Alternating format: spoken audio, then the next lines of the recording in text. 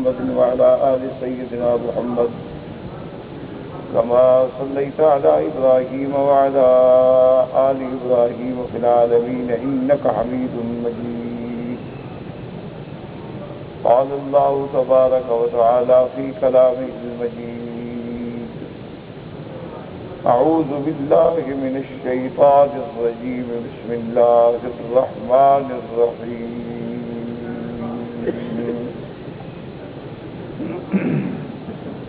فأخذتهم الصيحة مشرقين وجعلنا عاليها سافلها وأمطرنا عليهم حجارة من سجيل.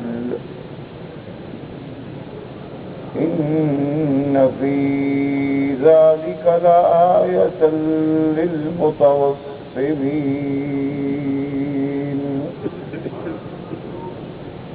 وإنها لبسبيل مقيم.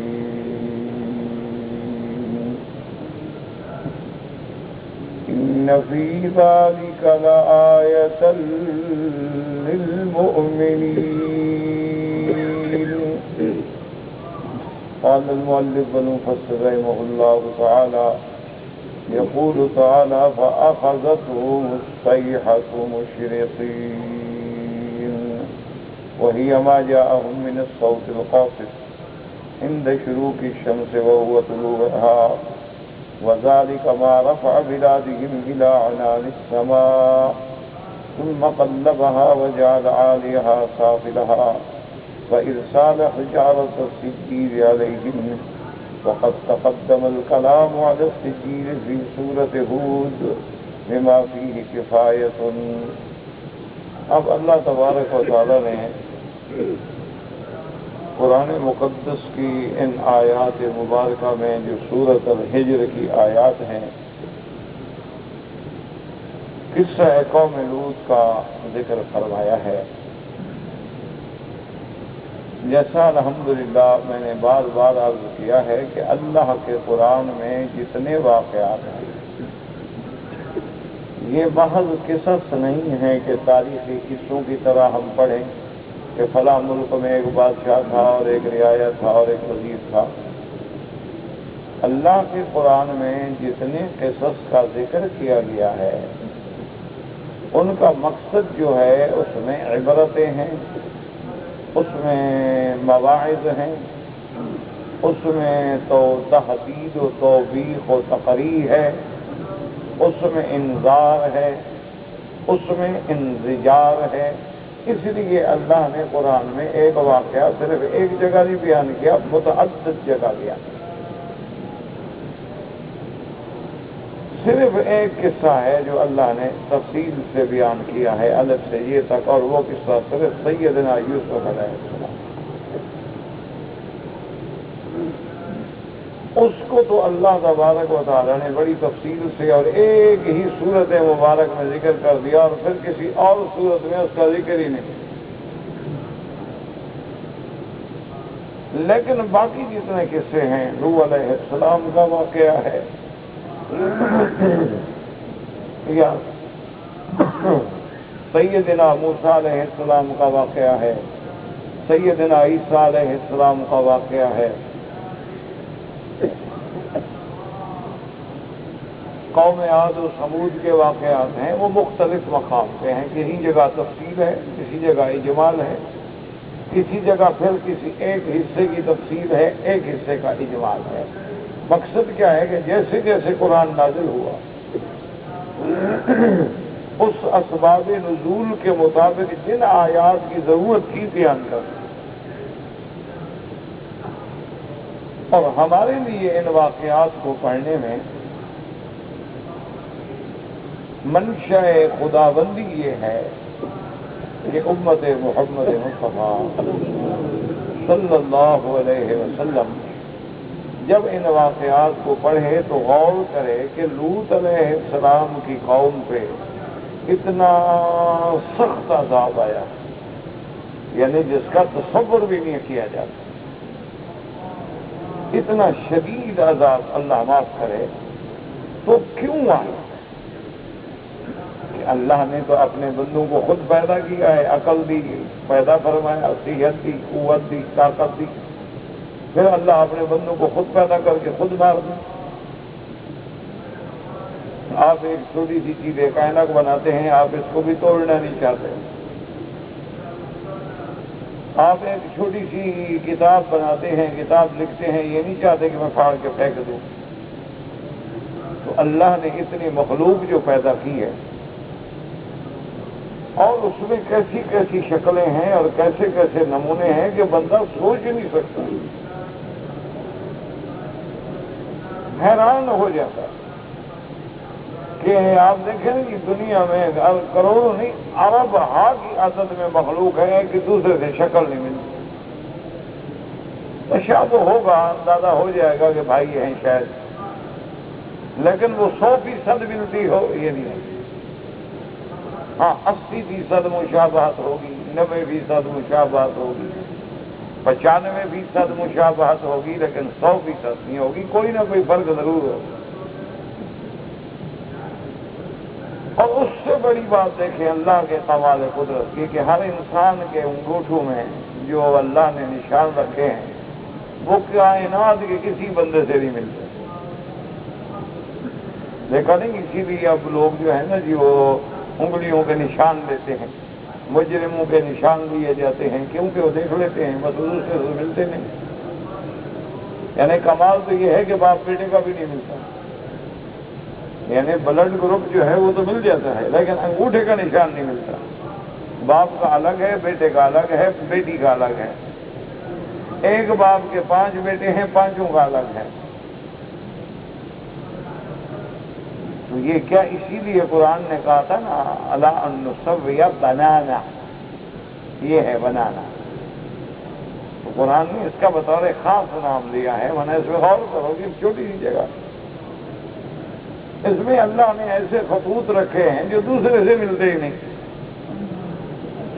یہی وجہ ہے نا کہ جو بعض پامسٹ لوگ ہیں، ہاتھ دیکھنے والے، وہ کہتے ہیں کہ یہ علم غیب نہیں ہے، وہ کہتے ہیں کہ علم غیب کا دعویٰ کرنے والا کافر ہے۔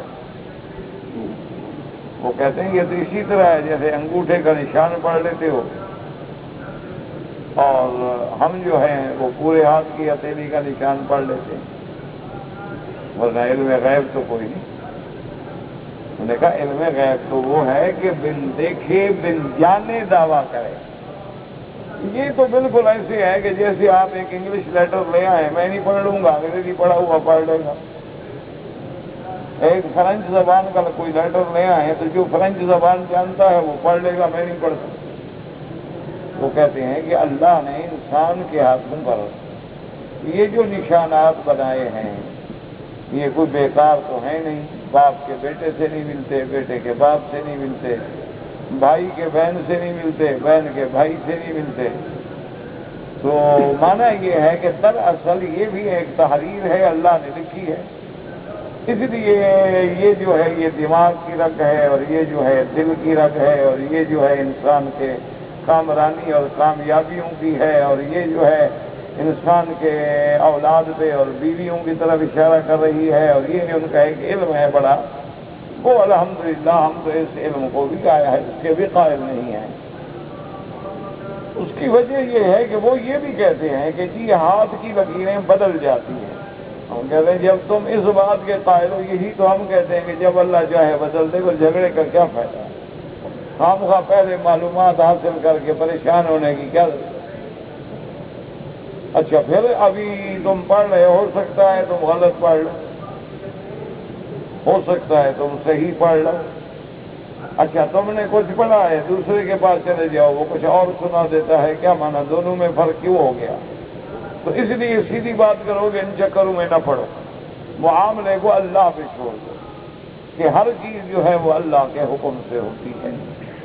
تو بہرحال میرے کہنے کا مقصد یہ تھا کہ غور کرو کہ اللہ نے انسان بنایا اور بھی احسن تقویم، اور اللہ نے اس کو ایسی ایسی قوت عطا فرمائی ہیں کہ اس کے قوت سامیہ ہے، قوت باصرہ ہے، حاسہ ہے، شامہ ہے، بادشاہ ہے، پھر قوات علمیہ ہیں، عملیہ ہیں، نظریہ ہیں، فکریہ ہیں، حیوانیہ ہیں، کتنی قوتیں ہیں ایک بندے میں، تو پھر اللہ ان کو مار دے بس کہ مر جاؤ،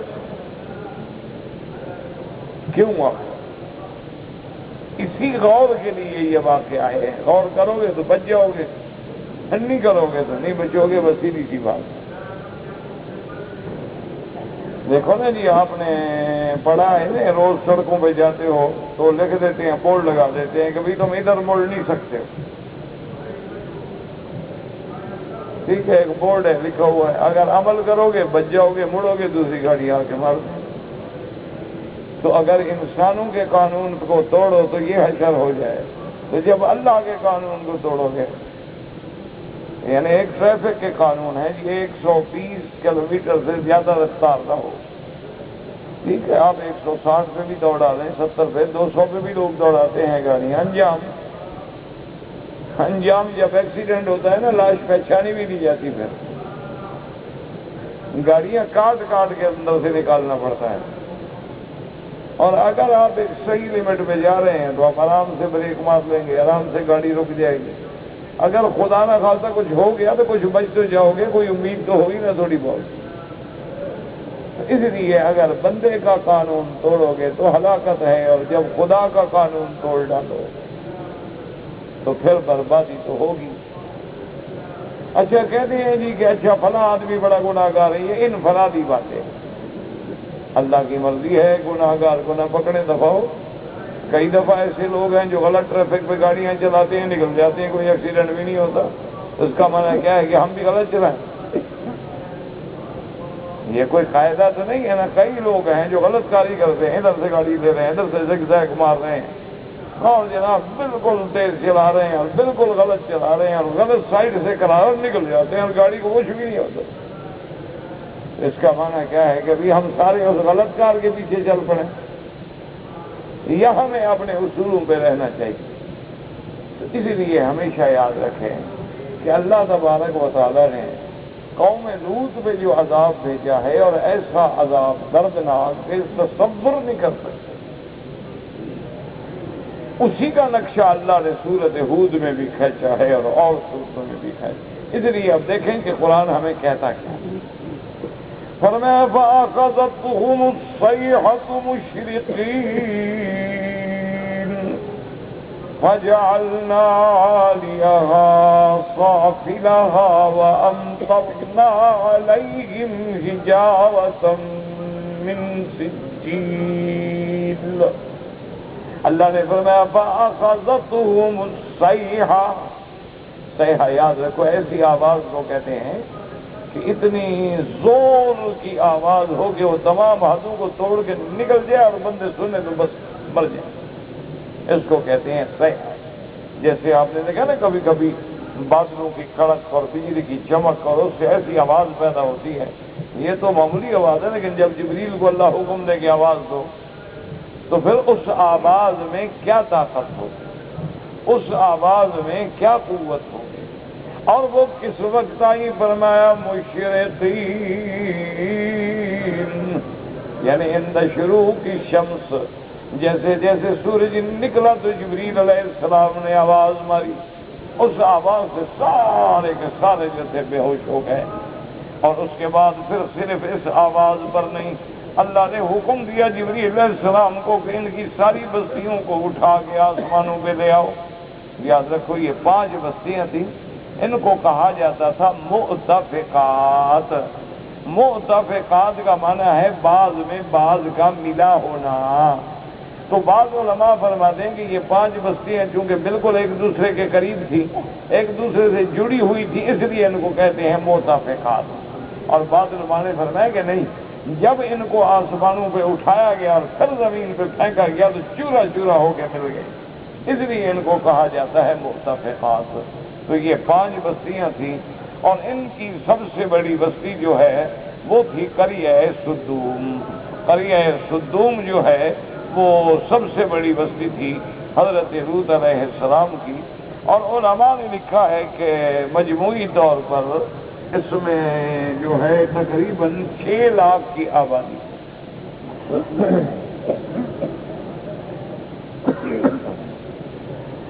لاکھ آدمیوں کی آبادی کی بستی کو آسمانوں پہ اٹھا لینا کوئی معمولی سی بات نہیں، لیکن جبریل کے لیے کیا مشکل؟ اللہ تبارک و تعالیٰ نے حکم دیا تو ایک پر پہ اٹھا کے لگا من تخوم الارض، اس لیے قرآن کہتا ہے کہ پہلے تو وہ آواز آئی، وہی ما جاءهم من الصوت القاصر عند شروق الشمس وهو طلوعها، اللہ نے یہاں پر مشرقین کا معنی شروق الشمس، آپ نے دیکھا نا یہاں گھڑیوں میں لکھا ہوتا ہے ٹائم شروق الشمس، شروق الشمس کا معنی ہوتا ہے سورج کا نکلنا۔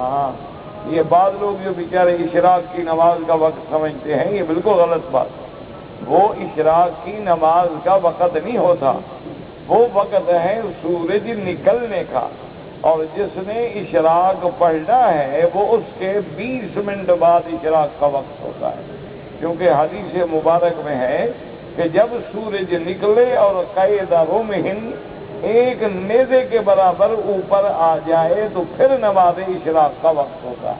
اور نماز اشراق کی بڑی فضیلت ہے کہ جو آدمی صبح کی نماز پڑھ کے اسی جگہ بیٹھ جائے یا طواف میں چلا گیا یا کسی درس قرآن میں چلا گیا، یعنی اللہ کی مسجد سے باہر نہ نکلے اور کوئی دنیاوی بات نہ کرے، بس اللہ کے ذکر میں رہے، قرآن پڑھتا رہے، اللہ اللہ کرتا رہے، یا خاموش بیٹھا رہے، یا کوئی درس قرآن درس حدیث مبارک سب جو ہے سنتا رہے، اور جب سورج نکلنے کے بعد اوپر چڑھ جائے 20 منٹ بعد تو کھڑے ہو کے 2 رکعت نماز پڑھ لے، اس کو کہتے ہیں صلاۃ الاشراق، تو اس کو ایک کامل مکمل عمرے کا ثواب مل جاتا ہے۔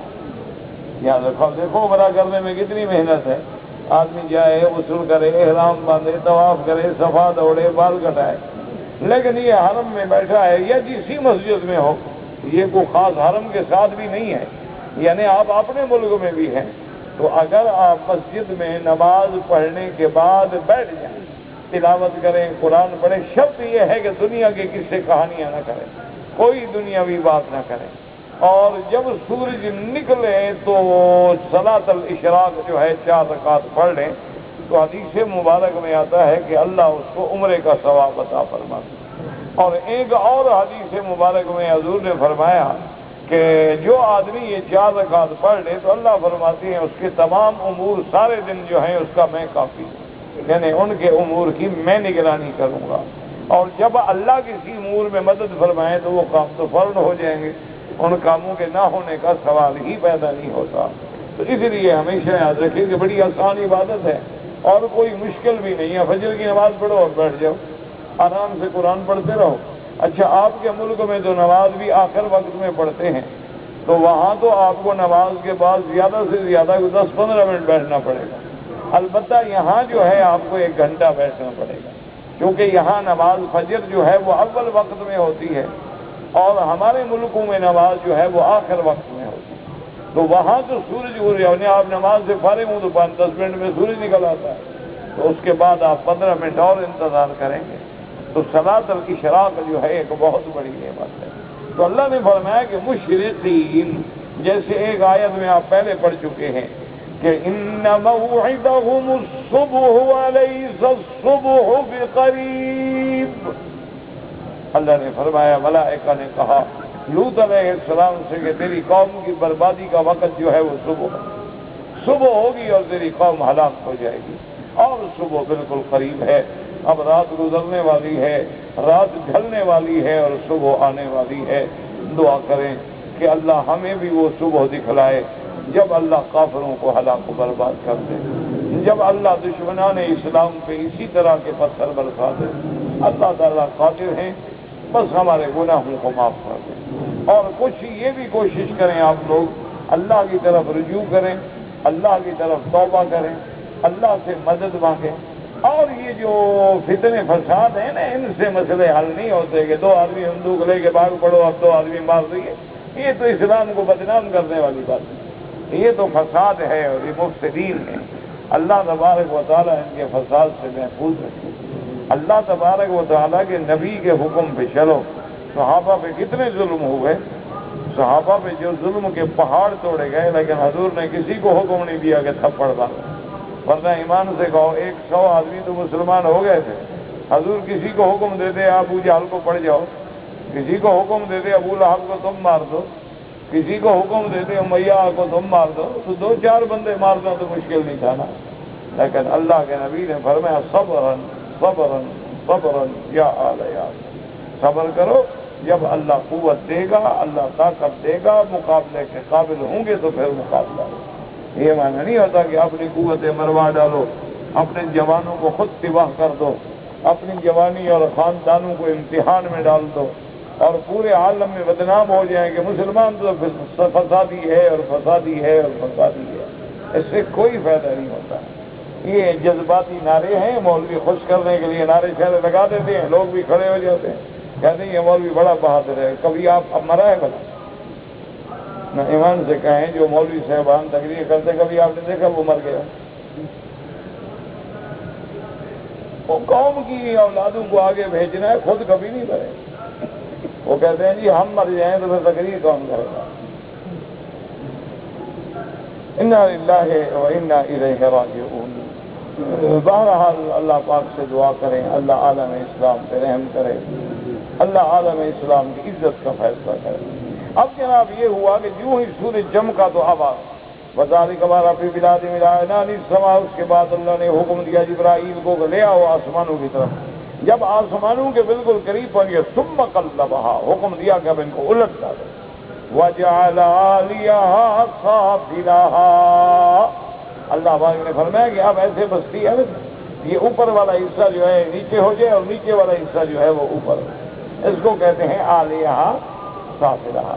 تو یاد رکھو علماء نے لکھا ہے کہ اللہ تبارک و تعالی بعض اوقات گناہوں کی سزا جو دیتے ہیں وہ جن سے عمل سے دیتے ہیں، کیونکہ یہ بدبخت جو تھے لڑکوں سے بدفعلی کرتے تھے، تو اللہ نے لڑکوں انسان کو سر اونچا کر کے چلنے کے لیے کہا اور یہ اس کو الٹا کرتے تھے۔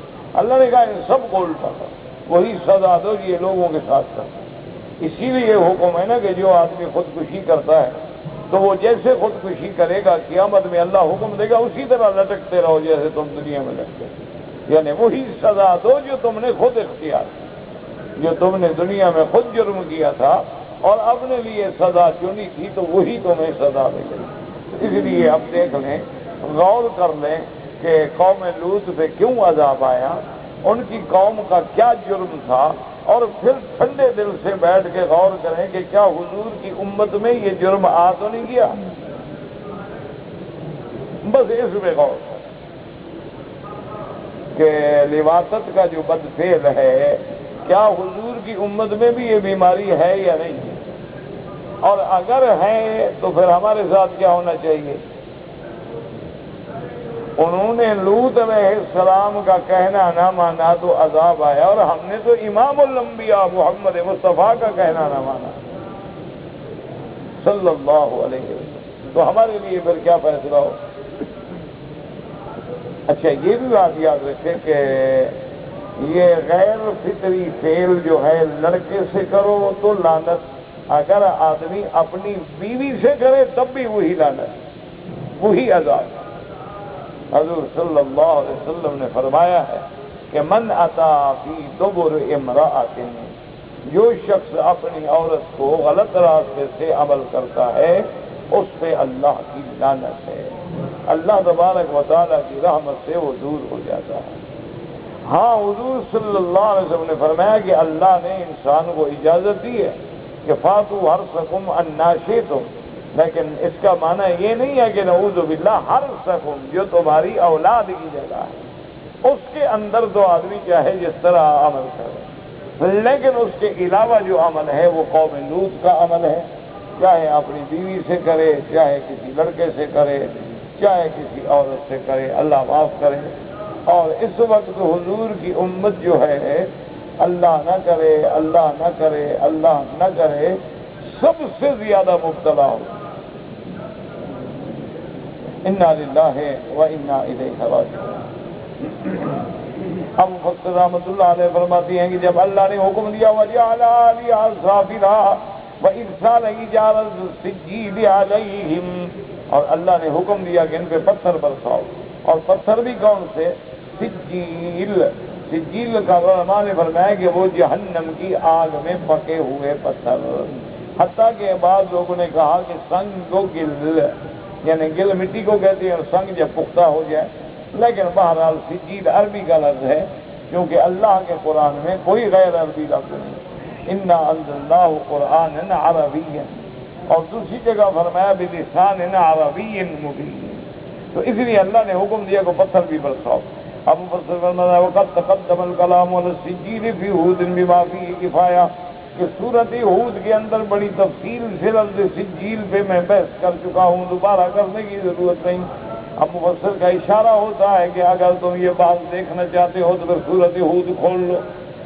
ان فی ذلک لآیات للمتوسمین. اللہ نے فرمایا کہ یہ جو معاملات ہیں، یہ جو عذاب ہے قوم لوط پہ، قوم عاد پہ، قوم ثمود پہ، ان پہ نشانیاں ہیں ان کے لیے جو عبرت پکڑنے والے ہیں، یعنی معتبرین. بعد نے کہا متفرسین، اور بعد نے کہا جو دل کی آنکھیں رکھتے ہیں اور غور کرتے ہیں ان کے لیے بڑی نشانیاں ہیں. ان کے لیے ان عذابوں میں بڑی نشانیاں ہیں تاکہ وہ ایسے اعمال سے بچیں کہ عذاب کے مستحق نہ بن جائیں. ان فی ذلک لآیات للمتوسمین، اے ان آثار هذه النعم الظاہرة علی تلک البلاد لمن تأمل ذلک وتوسمه بعین بصره وبصیرته.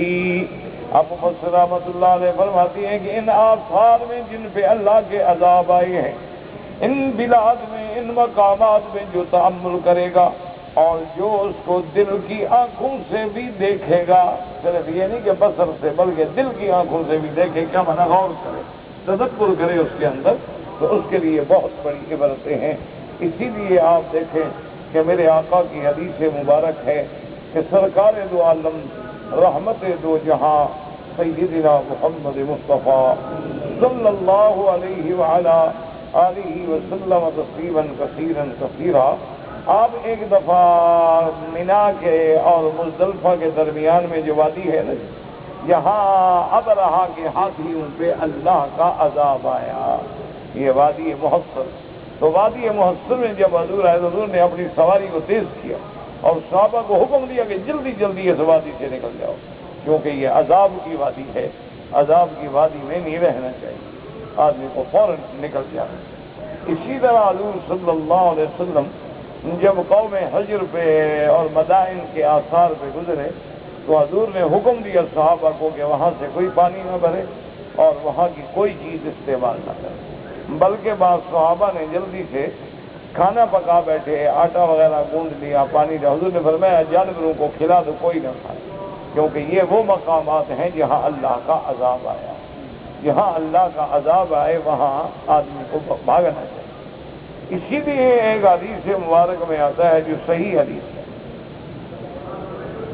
کہ میرے آقا سفر میں آ رہے تھے صلی اللہ علیہ وسلم، اور آپ نے حضرت سیدنا بلال رضی اللہ تعالی عنہ سے فرمایا کہ بلال، چونکہ سارا قافلہ تھکا ہوا ہے اور وقت بہت کم رہ گیا ہے اور قافلے کو آرام کی ضرورت ہے، لہذا ایک آدمی بے آرام ہو، سب بے آرام نہ ہو، تم بیٹھ جاؤ اور انتظار کرو، جو صبح کی نماز کا وقت ہو تو اذان دے کے جگا دو. حضرت بلال نے کہا کہ تو حضرت بلال رضی اللہ تعالیٰ عنہ فرماتے ہیں کہ میں نے اونٹ کی پلان رکھ لی اور اس سے ٹیک لگا کے سیدھا بیٹھ گیا. ابھی ادھر سے صبح نکلے گی اور مجھے پتہ لگ جائے گا. لیکن کہتے ہیں خدا کی شان ہے کہ وہ مجھے بھی ٹھنڈا وقت تھا، رات کا آخری حصہ تھا، مجھے بھی نیند آ.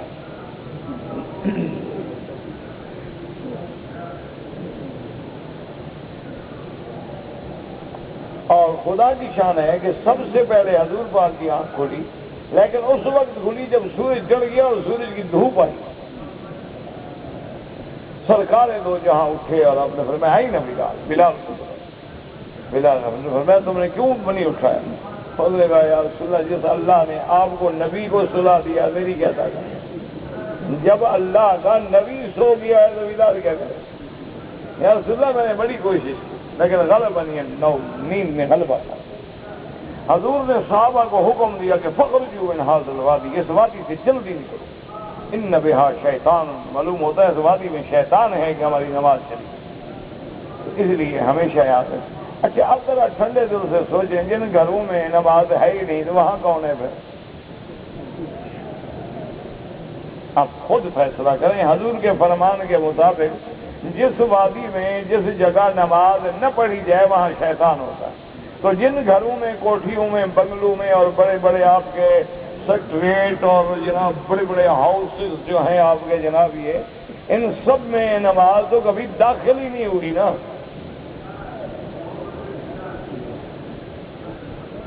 داخل نہیں ہوئی، ان کو پتہ ہی نہیں۔ میں نے آپ کو بتایا نا، ایک دفعہ میں ایک دوست سے میرے مجھے دعوت کی، بہت بڑی، بیچارے نے کھانا وانا کیا اور وہ اتفاق سے سید بھی تھے اور اس نے بہت بڑی کوٹھی بنائی، تو بس اس کا شوق تھا کہ جی آپ پہلے آئیں، آپ پہلے داخل ہوئیں۔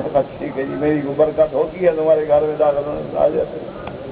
میں نے کہا میرے اپنے گھر میں برکت کبھی نہیں ہوئی جہاں میں رہتا ہوں، تمہارے گھر میں پتہ نہیں قدم دینے سے کیا برکت ہو جائے۔ یہ لوگ بے وقوف ہوتے ہیں نا، خیال رکھتے ہم لوگ پھونک مار رہے ہو، بھائی میرے اپنے گھٹنے ٹھیک نہیں ہوتے، خود کو پھونک نہ مارو۔ اللہ کے بندے، یہ اللہ کا نظام ہے، بیماری بھی ہے، شفا بھی ہے، اور شفا دے مرضی، بیماری دے مرضی، اذا مریض تو بہو ہے۔ باقی یہ تو صرف دل بہلا دے کی باتیں ہوتی ہیں۔ کئی آ جائے، حضرت مہربانی کریں حضرت یہ مجھے پھونک مار۔ میں نے کہا کیا ہوگا جی؟ جی میں بیماری ہے، چلی جائے گی۔ میں نے کہا تم مجھے پھونک مار دو، میری بیماری چلی گئی، میں تمہیں پھونک مار دوں۔ اللہ کے بندے کیا ہو، اور جی تمہارے گھر میں قدم رکھتے جائیں گے برکت ہو جائے گی۔ ایک آدمی مجھے کہنے لگا کہ میرا مرشد ہے، آج وہ آ رہا ہے۔ میں نے کہا کیوں آ رہا ہے؟ کہتے جی میں نے گھر بنایا اور بند کیا ہوا ہے کہ ہر پیر پہلے قدم رکھے گا۔ میں نے کہا پھر کیا ہوگا؟ کہتے صحیح حضرت کے قدم آئیں گے، برکت ہوگی۔ میں نے کہا یار ان کے گھر میں برکت ہے نہیں۔ کہتے کیسے حضرت برکت ہے؟ میں نے کہا سارا مال مریدوں کا مانگا تانگا کھاتے ہیں، برکت ہوتی ہے، اپنا حلال کا نہ کھاتے ہیں۔ نذرانے پہ گزارا ہے، نظر نیاز پہ گزارا ہے، تو اگر برکت ہوتی تو حلال کا مال نہ کھاتے، مریدوں کے محتاج ہوتے۔ کہتے جی بات تو ٹھیک ہے، اب میں نے ان کو دعوت کر دی ہے۔ میں نے کہا بس روٹی چھوٹی کھلا دو، یہ عقیدہ شقیدہ نہ رکھنا کہ برکت ہونی ہے، جو پہلے ہے نا برکت، یہ بھی انشاءاللہ پیر کے آنے سے چلی ہے، فکر نہ کرو۔ تو کہتے ہیں جی کیسے برکت میں؟ نماز پڑھا کرو، اللہ نے فرمایا کہ اپنے گھروں کو قبرستان نہ بناؤ، اپنے گھروں کو نماز سے آباد کرو، نماز پڑھو، قرآن پڑھو، تلاوت کرو، تاکہ اللہ کی رحمت ہے۔ یہاں قرآن پڑھا جائے گا، اللہ کی رحمت کے فرشتے آ جائیں۔ یہاں قرآن پڑھو گے برکتیں ہوں گی۔ سورۃ واقعہ پڑھا کرو، بچوں کو پڑھاؤ، عورتوں کو پڑھاؤ، بیٹیوں کو پڑھاؤ، یاد کرو، رات کو گھر میں روزانہ اگر 10 آدمی سورۃ الواقعہ پڑھے تو کیسے وہاں برکت نہ آئے؟ ایک ہو سکتا ہے، لیکن بس ہمارے غلط خیالات ہیں۔ خیر جی وہ مجھے لے گیا، تو تقریباً ظہر کی نماز کا وقت ہونے والا تھا، تو میں نے گھر والوں سے کہا، میں نے کہا یار ابھی تمہارے مہمان بھی آ رہے ہیں اور تمہارے کھانے کے ٹائم میں بھی میرا خیال ہے ابھی 1 گھنٹہ اور لگے گا۔ اور کہا حضرت وہ تو ٹھیک ہے، اب آپ کی محبت میں نے بہت دوستوں کو بلایا، اور آپ جانتے ہیں کہ یہ کوئی اسلامی ملک تو ہے نہیں، کافروں کا ملک ہے، 2 گھنٹے گاڑی چلا کے آئیں گے لوگ بیچارے، کہیں کسی کا گھر دور ہے، کسی کا دور۔ میں نے کہا اتنی دیر میں ہم نماز پڑھ لیں ظہر کی؟ اور کہا ٹھیک ہے۔ انہوں نے کہا جی اور اچھی بات کہ جماعت بھی ہو جائے گی، نماز بھی ہو جائے گی، تو اتنی دیر میں مہمان بھی پہنچ جائیں گے۔ اور ہم خیر سب نے وضو کیا، ہم کوئی 20-25 آدمی ہو گئے، انہوں نے جناب وہ مصلے وغیرہ سارے بچھا دیے، اب نماز ہم نے پڑھنی تھی۔ اللہ کی شان ہے، اللہ نے میرے دماغ دل میں ڈال دیا۔ تو میں نے اس سے پوچھا گھر والے سے، میں نے کہا یہ جو مصلے بچھے ہوئے کعبہ شریف اسی طرف ہے، ٹھیک ہے نا؟ میں نے کہا ہم تو مسافر ہیں، ہم کو کیا پتا کعبہ شریف کدھر ہے؟ کہتے ہیں جی میرا خیال ہے ادھر۔ میں نے کہا اس کا مطلب ہے کہ تم نماز نہیں پڑھتے؟ کبھی کبھی پڑھتا ہوں۔ میں نے کہا چونکہ سید والے رسول ہو اس لیے زیادہ حق ادا کر رہے ہیں۔ اچھا تھوڑی دیر کے بعد میں ایک دوست ہے، وہ بھی بہت بڑے ڈاکٹر ہیں، اتفاق سے وہ آ گئے، وہ بڑے دینی آدمی ہیں، تو انہوں نے کہا کہ صاحب ٹھہرو ٹھہرو، میں تو ویسے کھڑا ہوا تھا۔ میں نے کہا کیا؟ انہوں نے کہا جی کعبہ شریف یوں نہیں، کعبہ تو بالکل یوں ہے۔ میں نے کہا جی یہ سید صاحب نے بچھایا مسئلہ۔ کہا جی کمال کی بات ہے، کعبہ شریف سے بالکل یوں سے جلدی سے جیب سے کمپس نکالا، کمپس رکھا. تو میں نے کہا گھر والے سے، میں نے کہا اللہ کے بندے اس پہ تم نے پتہ نہیں لاکھوں یا کروڑوں لگا دیے محل پہ، ایک کمپس رکھ کے تم ذرا نشانی لگا دیتے کعبے کا تو کیا فرق پڑ جائے. بہرحال بعد میں کہتے ہیں لوگ بھی وہ بڑا ناراض رہا کہ وکیل صاحب کو دعوت دی اور میں نے اتنا خرچ کیا، ان نے سارے جہان میں میری بے عزتی کرا دی. میں نے کہا اس کو کوئی میں نے طویل لکھا تھا دعوت دے، بے وقوف ہے، بے وقوفوں کو دعوت دے گا تو ہم تو ایسی بے وقوفی کریں کہ روٹی کھانے کے بعد بھی حق نہ کہیں تو خدا کو کیا جواب دیں گے. حضور پاک نے پتھر کھا کے بھی حق پہنچایا اور ہم حلوہ کھا کے بھی حق پی جائیں کہ یہ سارا گھر والا ناراض ہوتا دفاع ہو. ایسے گھر والے ہمارے جوتے اٹھاتے ہیں الحمدللہ، ہمیں کیا اس کے ناراض ہونے سے کیا فرق پڑتا ہے. ایک نہ صحیح اور صحیح، تو نہیں اور صحیح اور نہیں اور صحیح. ہم لوگوں کا کیا فقیر قلندر ہوتے ہیں، صبح کہیں شام کہیں، ادھر ڈوبے ادھر نکلے، ادھر ڈوبے ادھر نکلے. ایک نہ صحیح اور ایک طالب نہیں ہوگا 10 آ جائیں، 10 جائیں گے 20 اور آ جائیں، اس کا کیا فرق ہے. یہ تو پاگلوں کی بات ہوتی ہے کہ حق کا بات کہیں گے تو ناراض ہوگا تو ہو جائے. لیکن اگر آپ حق نہ کہیں اور اللہ ناراض ہو جائے، آپ حق نہ کہیں اور دین کی وجہ سے قیامت میں آپ کو رسوائی ہو، لیکن اس کا الحمدللہ فائدہ ہو گیا، اللہ کا شکر ہے. حق بات کڑوی ضرور لگتی ہے لیکن اس کے بعد کعبہ سیدھا ہو گیا کہ نہیں ہو گیا. پھر اگر کبھی انہوں نے نماز پڑھی جو اللہ نے انہیں نصیب کی، پھر غلط تو نہیں پڑھیں گے نا. ان کو کم از کم پتہ تو لگ گیا نا کہ ہمارے گھر میں کعبہ یوں نہیں بلکہ یوں ہوتا. اس لیے اللہ فرماتے ہیں نشانیاں ہیں لیکن ان کے لیے جو غور کرے، جو غور نہ کرے اس کے لیے کچھ بھی نہیں. اسی لیے فرماتے ہیں کما قال مجاہد فی قولی للمتوسمین قال المتفرسین. متفرسین کہتے ہیں فراست والے لوگ جو اپنے نور ایمان سے اندازہ لگاتے ہیں، سمجھتے ہیں.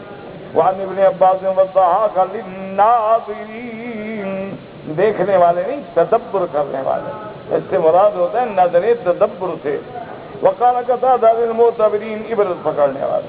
وقال مالک بعض اہل المدینہ للمتوسمین للمتأملین، غور کرنے والے. وقال ابن ابی حاتم حدثنا حاتم بن اربد قال حدثنا محمد بن کثیر العبدی عن عمرو بن قیس عن عطیہ بن ابی سعید مرفوعا رضی اللہ تعالی عنہ قال قال رسول اللہ صلی اللہ علیہ وسلم اتقوا فراست المؤمن فإنه ينظر بنور اللہ. اللہ پاک نبی نے فرمایا سرکار دو عالم نے کہ مومن کی فراست سے بچا کرو کیونکہ وہ اللہ کے نور سے دیکھتا ہے. اللہ اس کو نور عطا فرماتے ہیں، وہ بصر کے ساتھ دل کی آنکھیں بھی کام کرتی ہیں. اللہ تبارک و تعالیٰ ان کو انشراح صدر فرما دیتے ہیں اور وہ ایسی ایسی باتیں کہہ جاتے ہیں جو تمہیں 100 سال کے بعد بھی سمجھ نہیں آئیں. ثم قرأ النبي صلى الله عليه وسلم إن في ذلك لآيات للمتوسمين. رواه الترمذي وابن جرير من حديث عمرو بن قيس الملائي عن عطية بن أبي سعيد. وقال الترمذي رحمه الله تعالى لا نعرفه إلا من هذا الوجه. وقال ابن جرير أيضا حدثني أحمد بن محمد الطوسي قال حدثنا الحسن بن محمد قال حدثنا الفوات بن الصائب قال حدثنا ميمون بن مهران عن ابن عمر رضي الله تعالى عنهما قال قال رسول الله صلى الله عليه وسلم اتقوا فراسة المؤمن فإن المؤمن ينظر بنور الله. وقال ابن جرير حدثني أبو شرابيل الحمصي قال حدثنا سليمان بن سلمان قال حدثنا محمد بن سعيد بن يوسف الرهبي قال حدثنا أبو المعلى بن وداعة الطائي قال حدثنا وهب بن منبه عن طاووس بن كيسان عن ثوبان قال قال رسول الله صلى الله عليه وسلم احذروا فراسة المؤمن فإنه ينظر بنور الله وتوفيق الله. وقال أيضا حدثنا عبد الأعلى بن واصف قال حدثنا سعيد بن محمد بن الجومي قال حدثنا عبد الواحد بن واصف قال حدثنا أبو بشر مزلق ثابت عن أنس بن مالك رضي الله تعالى عنه قال قال النبي صلى الله عليه وسلم ان للہ عبادا یعرفون الناس بالتبسم. اس حدیث پاک میں آتا ہے جو حضرت انس بن مالک راوی ہے. حضور پاک نے فرمایا اللہ کے کچھ بندے ایسے ہیں جو لوگوں کو دیکھ کے ان کی علامتوں سے پہچان لیتے ہیں. یعنی اللہ ان کو سمجھا دیتے ہیں کہ یہ مومن ہے، یہ منافق ہے، یہ صادق ہے، یہ کاذب ہے، یہ کیسا ہے. تو یہ بھی ایک نور ایمان کی فراست ہوتی ہے جو اللہ اپنے بندوں کو عطا فرماتی ہیں. اب اس کے بعد جناب فرماتی ہیں اس دوسری روایت میں رواه الحافظ ابو بکر البزار قال حدثنا صالح بن بحر قال حدثنا سعيد بن محمد الجرمي قال حدثنا ابو بشر يقال له ابن المزلق قال وكان ثقة عن ثابت عن انس رضي الله تعالى عنه قال قال رسول الله صلى الله عليه وسلم ان لله عبادا يعرفون الناس بالتبسم وقوله وانها لبسبيل مقيم. یعنی یہ جو واقعہ ہوا ہے اتنا دور نہیں بلکہ تمہارے راستے سے ہے. جس راستے سے تم گزرتے ہو مکے والے جاتے تھے گزرتے تھے یہ تو اردن کے قریب ہے. یہ سارے واقعات جو ہیں زیادہ سے زیادہ حول العرب ہیں. یعنی کوئی اردن میں ہوا، کوئی یمن میں ہوا، کوئی حضرموت میں ہوا، کوئی ہجر میں ہوا، مدائن میں ہوا. یہ سارے واقعات تمہارے ارد گرد ہیں. وَإِنَّهَا لَبِسَبِيلٍ مُقِيمٍ أي وإن قلب الصدوم الذي أصابها ما أصابها من قلب السور والمعنوي والقذف بالحجارة حتى صارت وهيلة منتنة خبيثة بطريق وحي وصارت مستمرة إلى اليوم. اب مفسر فرماتی ہیں کہ یہ قریہ صدوم جو ہے حضرت لوط علیہ السلام کی قوم کی بستی، اللہ نے جو ان کو عذاب دیا من القلب السوری کے ظاہراً بھی باطناً بھی الٹ دیے گئے اور ان پہ پتھر برسائے گئے، حتیٰ کہ یہاں ایسا ایک جھیل پیدا ہوئی، دریا پیدا ہوا، بحیرہ منتنہ خبیثہ، ایسا گندا دریا کے بدبودار، اور اس میں آج بھی کوئی چیز زندہ نہیں رہتی. بطریق ایک ایسے رستے پہ ہے جو آج تک رستہ باقی ہے مستمرۃ الی اليوم. كقوله تبارک وتعالی فی آیۃ اخری وَإِنَّكُمْ لَتَمُرُّونَ عَلَيْهِمْ مُصْبِحِينَ وَبِاللَّيْلِ أَفَلَا تَعْقِلُونَ. اللہ نے فرمایا تم دن میں بھی گزرتے ہو، رات میں بھی گزرتے ہو، غور نہیں کرتے. ان بستیوں پہ گزرتے ہو، روزانہ مزدلفہ جاتے ہو، مینا جاتے ہو، وادی محصر سے گزرتے ہو، پھر بھی اللہ کے اس عذاب کو یاد نہیں کرتے ہو کہ اللہ تبارک و تعالیٰ چاہے تو ایک سیکنڈ سے بھی پہلے فنا کر دیں. اس لیے فرمایا وَإِنَّ يُونُسَ لَمِنَ الْمُرْسَلِينَ وقال بِجَاوَزَ الْنَصْرِينَ مُقِيمٍ قال وَلَّمْ یعنی طریق ایسا رستہ مقیم منا و جانا پہچانا. وقال قضا بطریق واضح یعنی ایسی رستہ جو صاف بالکل پہچانا.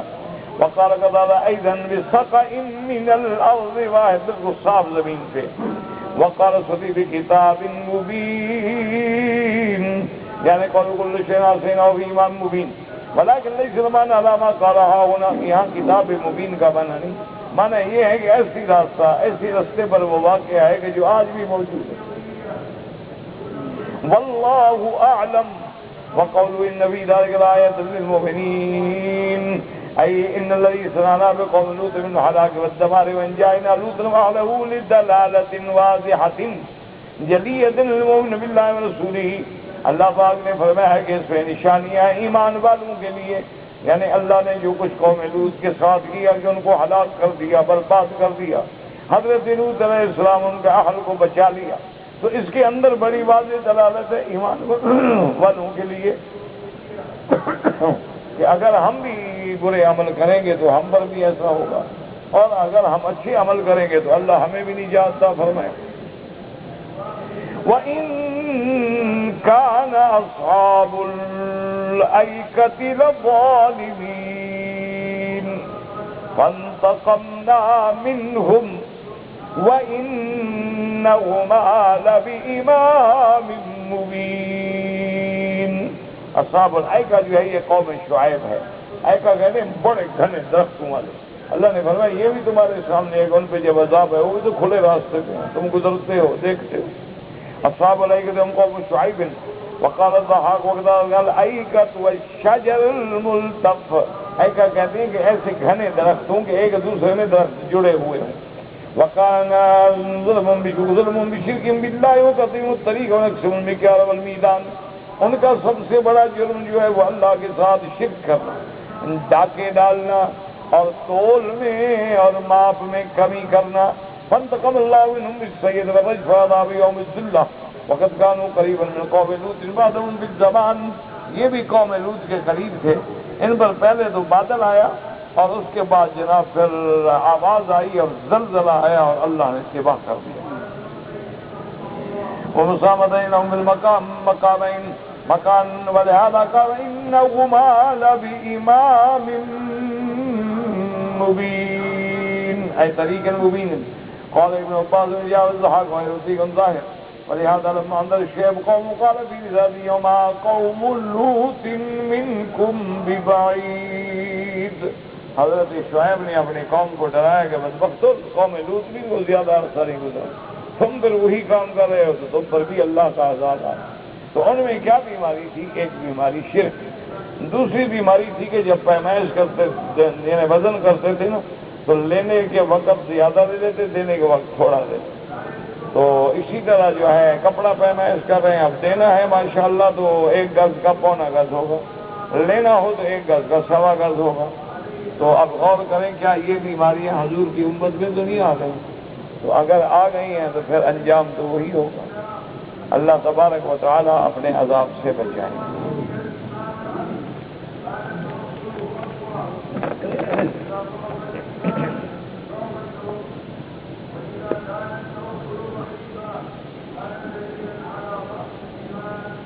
کہتے جی کہ مجھ سے غلطی ہوئی ہے، میں بہت پریشان ہوں. میرا بھائی اپنی غلطی پہ پریشان ہونا ہی ایمان کی نشانی ہے. یہ تو بڑی اچھی بات ہے کہ آدمی کو جب گناہ پر پریشانی ہو. حضور پاک نے حدیث مبارک ہے اور صحیح حدیث ہے میرے محبوب مبارک کی، سرکار دو جہاں نے فرمایا کہ مومن سے اگر غلطی ہو جائے تو اس کو ایسے معلوم ہوتا ہے کہ پہاڑ میرے سر پہ گر گیا، اور ایک بدبخت سے غلطی ہو جائے اور سمجھتے جیسے مکھی بیٹھی تھی ناک پہ اڑا دی، کوئی بات ہی نہیں. تو یہ تمہارا پریشان ہونا جو ہے یہ اچھی بات ہے، یہ بہت اچھی علامت ہے، تمہارے ایمان کی علامت ہے، تم خوش قسمت آدمی. تو اچھا بات یہ تھی کہ میری بیوی کہتا ہے نفاس میں تھی، یعنی بچے کی ولادت کے بعد، تو وہ ابھی نفاس سے نہیں نکلی. میرا بھائی ایک تو مسئلہ لوگوں میں ایک اغلاط العوام ہے، عام لوگوں میں غلطی ہے کہ عورت بچے کے 40 دن بعد پاک ہوتی ہے. یہ بالکل غلط بات ہے، یہ بالکل لوگوں نے گڑا ہوا ہے مسئلہ، لوگوں نے سمجھا نہیں اور لوگوں نے اس کو فتنہ بنا دیا ہے. جی 40 دن گزرے، چالیساں گزرے 40ویں دن عورت نہائے گی اور 40ویں دن عورت پاک ہوگی. یہ بے وقوفی والی بات. ایک بات ہمیشہ یاد رکھو کہ نفاس کی تو کوئی مدت ہے ہی نہیں، یعنی بچہ پیدا ہونے کے بعد اگر عورت کا خون 1 دن کے بعد بھی بند ہو جائے عورت پاک ہوگی، 2 دن کے بعد بند ہو جائے، 3 دن کے بعد بند ہو جائے، پاک ہوگی. غسل کرے، نماز پڑھے، سب کچھ حلال، خامد حلال حقیق ہوگا. 40 دن کا مسئلہ یاد رکھو یوں ہے کہ ولادت کے بعد عورت کو تھوڑی بلیڈنگ ہو رہی ہے. اچھا رک جاتی ہے پھر ہو جاتی ہے، رک جاتی ہے پھر ہو جاتی ہے. اچھا صبح سے شام تک کچھ نہیں ہوا، شام کو پھر نشان لگ گیا. تو اب حکم ہے کہ ہم 40 دن تک انتظار کریں گے.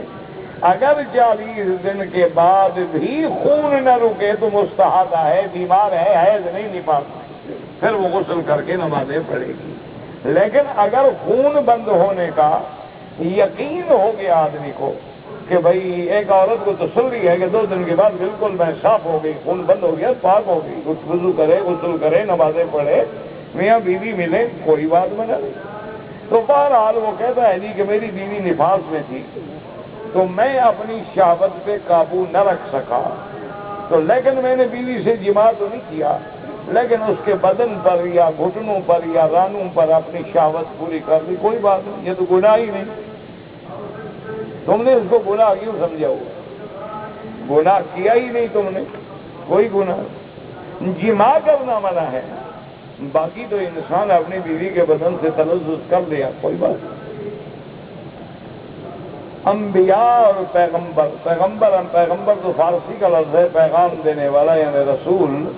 رسول کی شان زیادہ ہوتی ہے نبی سے، کیونکہ کل رسول نبی وکل نبی لیس برسول، ہر رسول نبی ہوتا ہے، رسول بھی ہوگا تو نبی بھی ہوگا، لیکن ہر نبی رسول نہیں ہوتا، تو شان جو ہے وہ رسولوں کی زیادہ ہوگی۔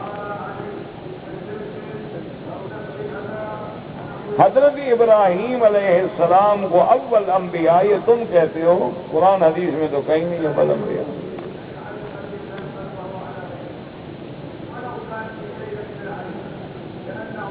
کہتے جی کہ جب ہم کسی مردہ انسان کے لیے دعا کرتے ہیں تو مردہ انسان ہمارے لیے دعا کرتا ہے نہیں، ہمیں حکم ہے کہ ہم جنازہ پڑھیں۔ یہ تو کبھی حکم نہیں دیا گیا کہ جب میت رکھی ہو تو ہم سب باندھ کے کھڑے ہو جائیں، وہ اٹھ کے ہمارے لیے دعا کریں، یہ کبھی سنا ہے آپ؟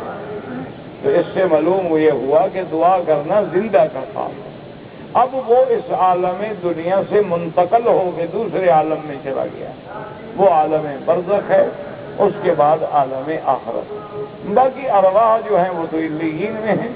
اللہ تبارک و تعالیٰ اگر روحوں میں کوئی ایسی قدرت پیدا کر دے، وما ذلک علی اللہ بعزیز، اس پہ تو موت ہوتی نہیں، روح پہ، وہ تو علیین میں ہے، سجین میں ہے۔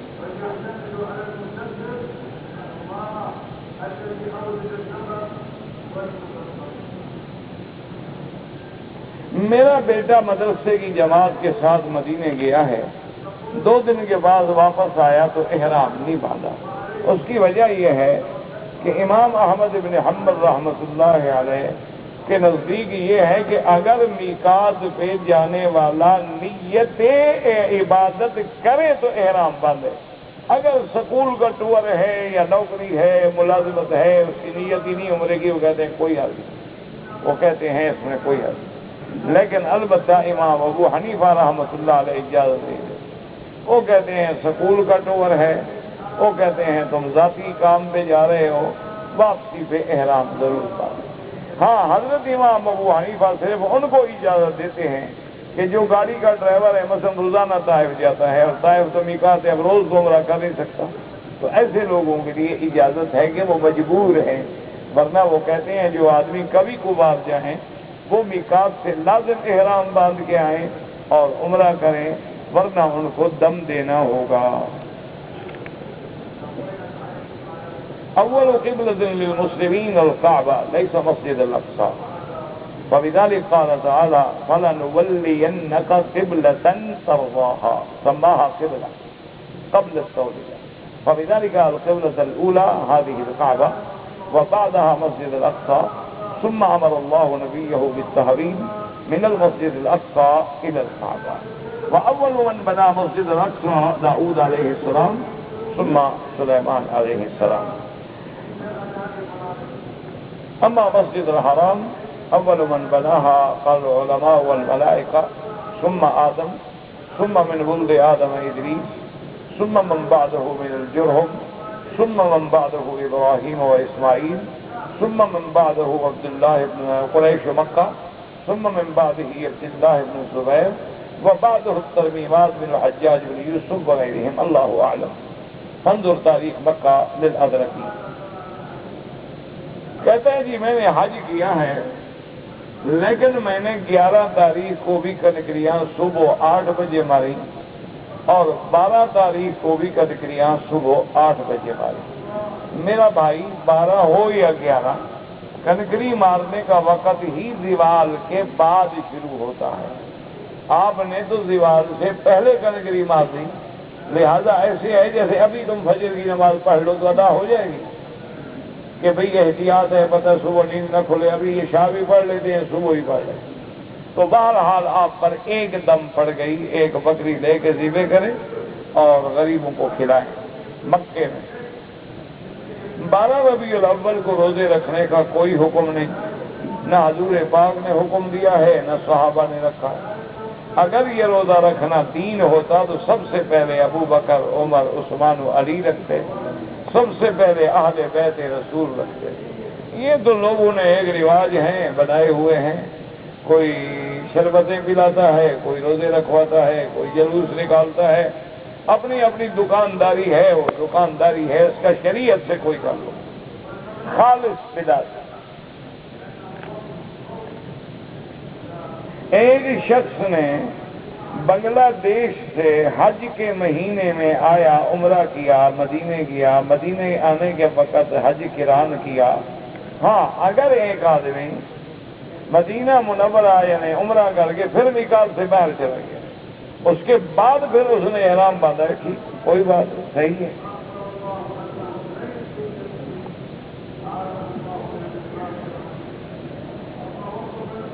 بہت اہل اللہ کو خواب میں حضور پاک کے دیدار ہوتا ہے، بالکل ہوتا ہے۔ اللہ کے خوش قسمت بندے جو ہیں، خوش نصیب لوگ جو ہیں، ان کو حضور صلی اللہ علیہ وسلم کی خواب میں زیارت ہوتی ہے۔ اور اس کے لیے وظیفہ مجھے آتا ہوتا تو میں خود نہ کر دیتا جائے، نہیں، تمہیں بتانے سے پہلے میں خود نہ عمل کر دیتا۔ مجھے وظیفہ شریفہ تو آتا نہیں، یہ کام ہوتا ہے اصل میں پیر و شیروں کا، اور ہمیں تو خوش نہ آیا یہ طریقے خانقاہی، ہماری بنی نہیں پیروں سے آج تک۔ تو بہرحال ایک بات لکھی ہے علماء نے، اگر ہو سکے تو کرو۔ انہوں نے لکھا ہے کہ جس بندے کو حضور صلی اللہ علیہ وسلم کی خواب میں زیارت کرنے کا شوق ہو تو درود پاک زیادہ پڑھے، کثرت سے درود پڑھے، اور نماز کی پابندی کرے، اور رات کو حلال صاف رزق کھا کے پاک کپڑے پہن کے سویا کرے، پاک بستر پہ سویا کرے، اور اپنے گھر میں کوئی منکرات، کوئی فواحش، کوئی تصویریں، کوئی ٹی وی، کوئی ڈش، کوئی VCR یا لانتیں بھی نہ رکھا کرے گا، کیونکہ اگر یہ لانتیں موجود ہیں تو فرشتے رحمت کے نہیں آتے تو نبی پاک خواب میں کیا ہے؟ یہ تو ہم نے گھر میں ماشاءاللہ داخلے ہی بند کر رکھے کہ بھئی بڑے آرام سے فرشتے ہی داخل نہ ہوں، بالکل، لیکن یہ خیال رکھنا موت والا آ جائے گا، چاہے ڈش تم سر پہ باندھ لو، اس نے نہیں چھوڑنا، اس نے آنا ہی آنا۔ ممکن ہے یہ سوچو کہ اچھی بات ہے، ڈش لگا دیں گے فرشتے نہیں آئیں گے، ضرور کون کم کرے گا، وہ آ جائے گا۔ جیسے ڈاکٹر کو ہر بیماری میں ہاتھ ڈالنا پڑتا ہے، اچھی ہے یا گندی ہے، تو اللہ کے فرشتے کو بھی روح نکالنی ہے، وہ کافر کی ہو نکالے گا، ابو جہل کی ہو نکالے گا، گناہگار کی ہو نکالے گا، نیک کی ہو۔ تو بہرحال اگر آپ کو حضور صلی اللہ علیہ وسلم کی زیارت کا شوق ہے، عقل حلال، صدق مقال، اور اٹھتے بیٹھتے درود پڑھو، اور اتنی کثرت سے درود پڑھو کہ زبان پہ درود مبارک چڑھ جائے، او ایسا آدمی ہو جائے۔ ویسے تم کتنا پڑھتے ہو درود روز اندازاً؟ میرے استاد سے بوڑھے تھے، ان کی عمر میرے خیال میں 90 سال، تو 90 سال کی عمر میں وہ ہمیں پڑھاتے بھی تھے، باقاعدہ سبق پڑھاتے اپنے ٹائم پہ، اور روزانہ 10 سپارے قرآن کی منزل پڑھتے، اور 10,000 دفعہ حضور پہ درود پڑھتے روزانہ۔ 90 سال کی عمر تھی، 90 سال کے بوڑھے، اور سارے سبق بھی ہمیں پڑھاتے ہیں، مطلب سے یہ وقت میں پڑھا رہے ہیں، باقاعدہ پڑھانے میں بھی کمی نہیں۔ اچھا، رات کو قرآن حدیث کے مطالعے میں بھی کوئی کمی نہیں، وہ بھی کر رہے ہیں۔ اور اس کے بعد یہ ہے کہ 10 پارے قرآن کی روز منزل پڑھنی، اور 10,000 دفعہ حضور پہ درود پاک پڑھنا۔ اللہ رحمت کرے ان کی قبروں پہ، اللہ پاک کروڑ رحمتیں فرمائے۔ بس ہمیں استاد ایسے ملے، لیکن ہم وہی نالائق جیسے تھے ویسے رہے، نہ کچھ سیکھے، نہ کچھ عمل کیا، نہ کچھ سبق ملا۔ یہ ان کی دعائیں ہیں، گاڑی چل رہی ہے، اللہ نے عزت دے دی، ورنہ ہم نے کچھ نہیں کیا۔ ایسے ایسے استاد ملے تھے ہمیں، ماشاء اللہ، اللہ یعنی آپ یقین کریں کہ حضرت کو جب شدید تکلیف تھی نا جی، اور تمام ہمارے 2-3 ڈویژن کے ڈاکٹر جو تھے سب بیٹھے ہوئے تھے، سب حضرت کے شاگرد تھے، حضرت کے بڑے عقیدت مند تھے، اور سب ڈاکٹروں نے متفق علیہ کہہ دیا تھا کہ اب حضرت کے بچنے کا کوئی امید نہیں، باقی موت کا وقت اللہ جانتا ہے، آج آئے کل آئے رات آئے، لیکن بتا بچ نہیں سکے۔ لیکن چہرے پہ ایسے نور تھا اور معصومیت تھی کہ جو بندہ آئے وہ کہے کہ یہ بیمار ہے، اور کہتا ہے بیمار، پاگل ہے ڈاکٹر۔ یہ ہر کمال ہے، حضرت کا چہرہ نہیں دیکھا ہے، گلاب کی پھول کی طرح کھلا ہوا ہے، کچھ ہے ہی نہیں۔ تو وجہ کیا تھی؟ وہ اللہ کے قرآن کی برکت۔ تم اگر تم پڑھتے ہو گے 2-4 دفعہ، اس طرح سے میرا بھائی کام نہیں بنتا۔ اگر حضور سے محبت کرنی ہے تو پھر محبت کرو اچھی طرح۔